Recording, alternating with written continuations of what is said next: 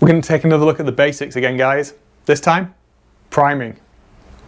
Not the Transformers kind. That's a different video. See you on the other side.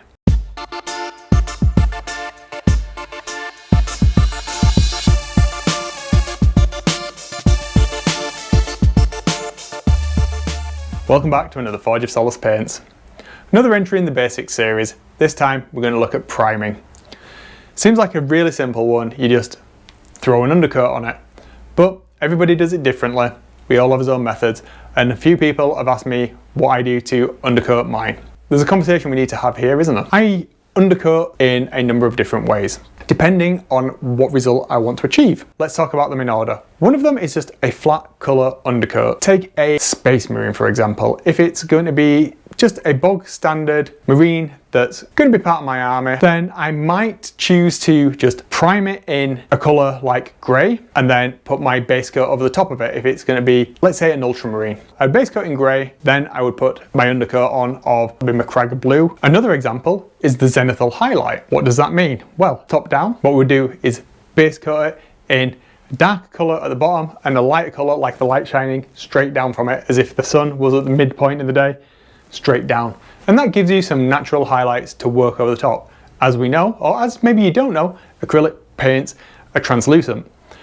So the base coat shows through. If you put one of those colours over white, you'll get a naturally brighter colour. If you put it over black or grey, it'll be darker. Obviously that helps, it gives you those natural highlights straight away. There's still some work to do, but it gets you off to a good starting point. The next one that I use is an evolution to the zenithal highlighting, and this is my preferred method that I use for the majority of minis that I paint. What I do is I base coat it from underneath in black and then straight on in grey and then zenithal with white. So I've got this nice gradation of colours going from dark to light, as if the light source is above, and that's assuming that the light source is above as well. So we can easily change that up. Say if the light source I want to be coming from in front of them, then I would spray behind them in black, from the sides in the grey, and then straight from the front with the white. You'll maintain the natural highlights, natural low light, and it makes the figure much easier to paint because it picks out the detail. You can see where those shadows of light and gives you like natural volumes of light falling on the mini. Then when you put your colours over the top of it, you're off to a really good start. So those are the three main methods that I personally use. You can achieve all of these methods with a brush. I'm not going to show those, but I'll link to some other videos that do. Without further ado, let's get to the desk and have a look at how this looks in practice. Right, first things first, get some warm water, heat those cans up, room temperature, where we want to be at, a little bit warmer. Awesome. Next thing, we're going to shake them good. Shake them as hard as you can, in all of the directions, up, down, left, right, do whatever you need to do, get those paints mixed.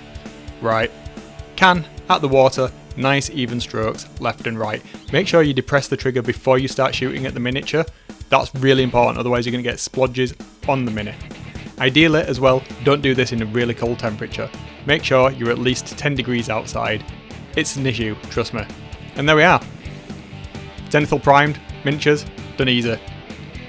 Next up, airbrush.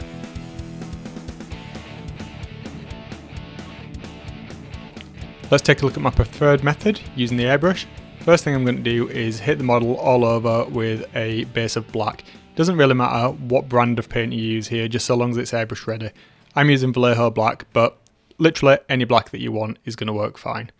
I've got quite a high pressure set on my compressor as well, just so that it gets in all those little nooks and crannies. I'm not doing the same method as I did with the rattle can, so I am hitting it from all angles here. I really want to get a good key on the mini. Don't forget, we're going to be coming back with another two colours, so the parts that we don't want to be black, we are going to cover over with a grey. And it just does darken that mid-tone down a little bit and give the paint something to stick to.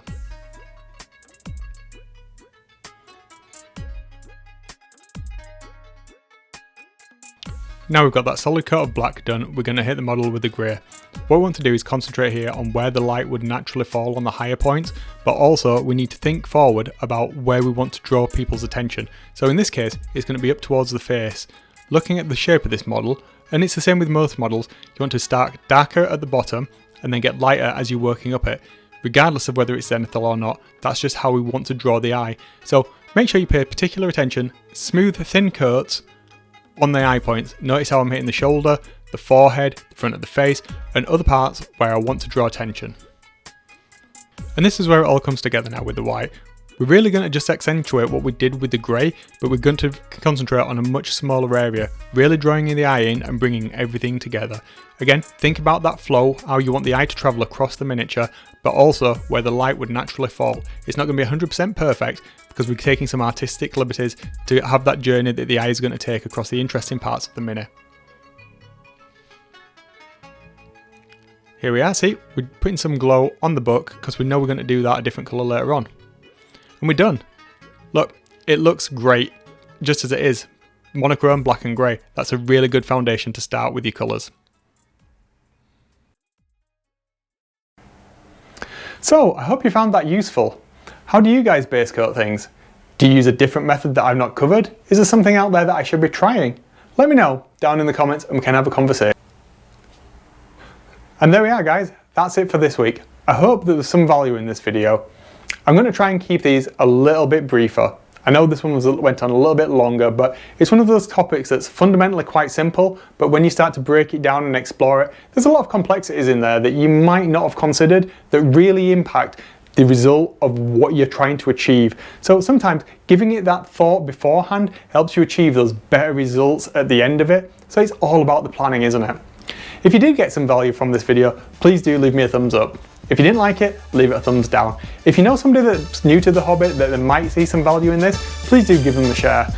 Well, that's it for this week guys. So the only thing that was to be said is, you guessed it, if you're going to do crap, make sure it's plastic. See ya!